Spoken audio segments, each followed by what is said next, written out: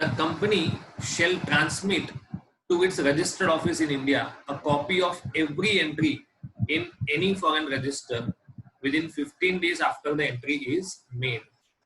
Foreign register में जो भी डेटा रिकॉर्ड किया जाता है तो उसको 15 डेज के अंदर अंदर आपको इंडिया में आरओसी को सबमिट करना पड़ेगा. Okay, it should be kept at such office a duplicate register for all the purpose of this act be deemed to be part of the. okay, मतलब इसका अगर आपने डुप्लीकेट रजिस्टर मेंटेन किया है then it would be considered a part of principal. ऐसा ये principal register से अलग है ऐसा कभी नहीं माना जाएगा. ओके, और कंपनीज एक्ट के जो भी प्रोविजन प्रिंसिपल रजिस्टर को एप्लीकेबल होते हैं वही प्रोविजंस फॉरेन रजिस्टर को एप्लीकेबल होंगे और डुप्लीकेट रजिस्टर को भी एप्लीकेबल होंगे. Okay, subject to the provisions of section 88 and the rules made with respect to duplicate registers, the shares or as the case may be debenture any other security registered in any other security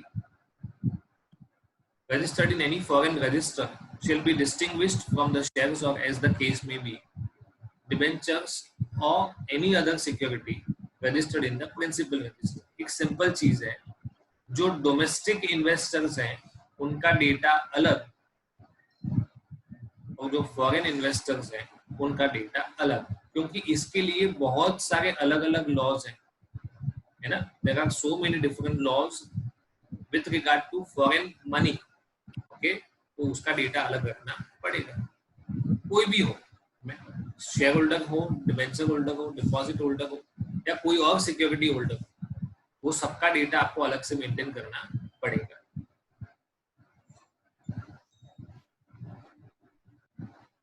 Okay, every such duplicate register shall, for the purpose of this act, be deemed to be a part of principal register.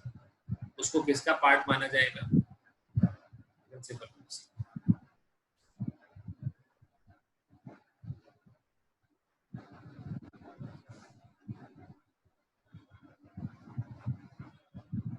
Okay,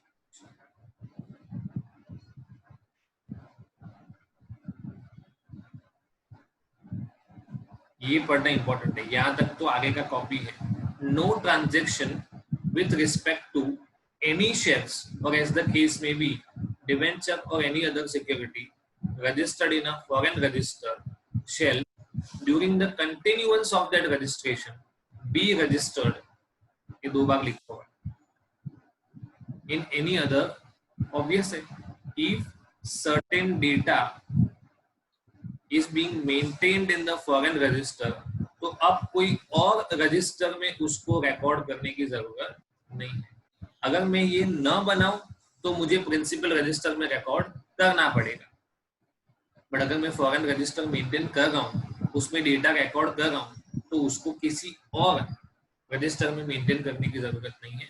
the only thing that is required is कि foreign register में जो भी record होता है वो आपको with in 15 days ROC को inform करना पड़ेगा. वो इन्फॉर्म करने की बात अलग है. ओके, बट ये डेटा दो अलग अलग जगह पे रिकॉर्ड नहीं होना चाहिए.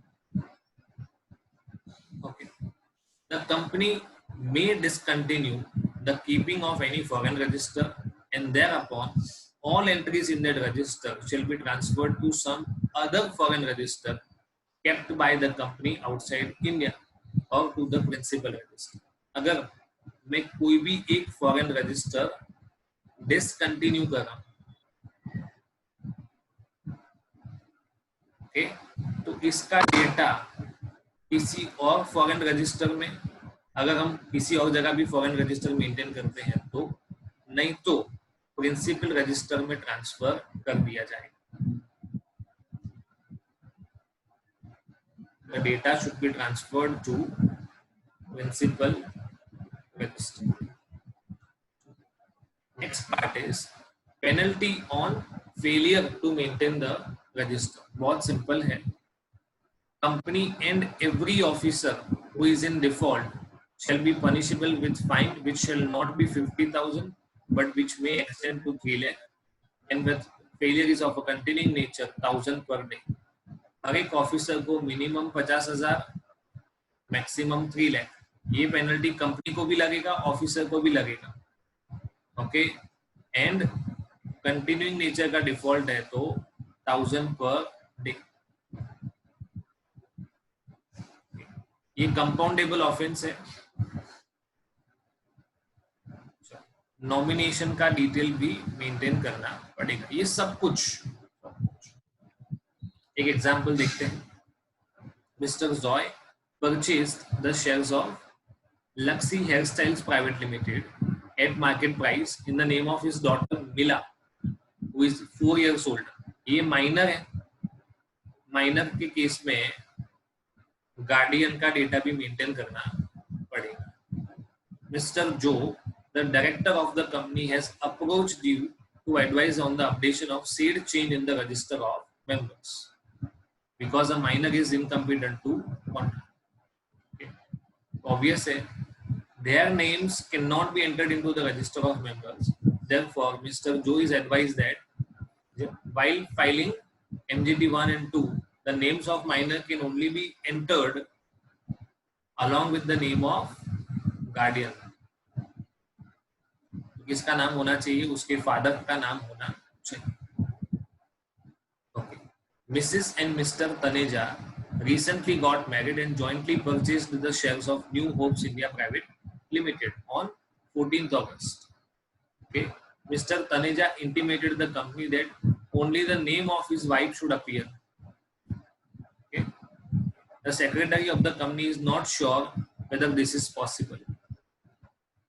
It is possible or not? Possible. Possible है. देखते हैं. Joint holder of shares may request the company to enter their names on the. ये क्या है? वो किस चीज के बारे में बोल सकते हैं? In a certain order. मतलब पहला किसका, दूसरा किसका, तीसरा किसका नाम लिखेंगे, वो पॉसिबल है. और execute transfer to have their holding split with the result that part of the holding is entered showing the name of one and part. मतलब अगर उन लोगों ने पहले जॉइंट में खरीदे थे और किसी पर्टिकुलर ऑर्डर में नाम लिखा था, अब उन लोगों ने ऐसा कहा कि आप एक काम करो, 50,000 शेयर है हमारे नाम में, वी हैव 50,000 शेयर्स, 80,000 हो गया, चलो we have 80,000 shares in our name.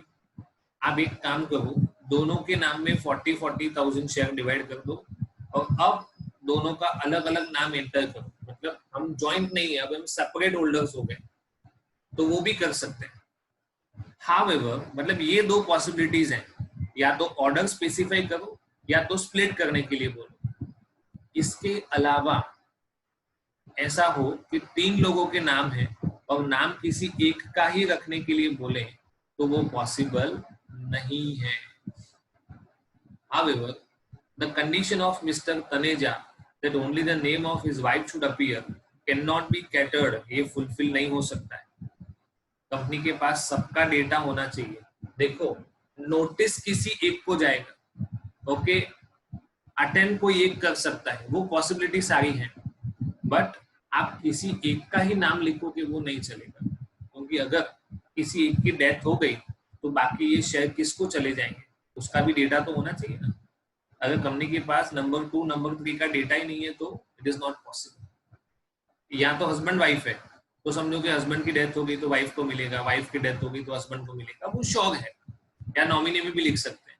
But जहाँ पे जॉइंट है, 3 दोस्तों ने मिलके शेयर खरीदे और किसी एक का नाम है, तो ये इंप्रेशन जाएगा कि खरीदा किसी एक ने ही है और उस पर ओनरशिप भी किसी एक का ही है. तीनों का नाम एंटर करना पड़ेगा तो पता चलेगा कि तीनों का होल्डिंग है. ओके, तो मिस्टर तनेजा का जो रिक्वेस्ट है वो फुलफिल नहीं हो सकता है.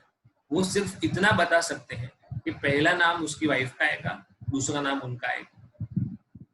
The reason for this is that the articles of most companies provide that in the case of exclusion of the other joint holders and for this purpose, seniority shall be determined by order in which the names stand in the register of wife का नाम पहले है तो wife senior, husband का नाम पहले है तो हस्बैंड सीनियर। ओके, इस तरह से डेटा मेंटेन करना है। ओके, सो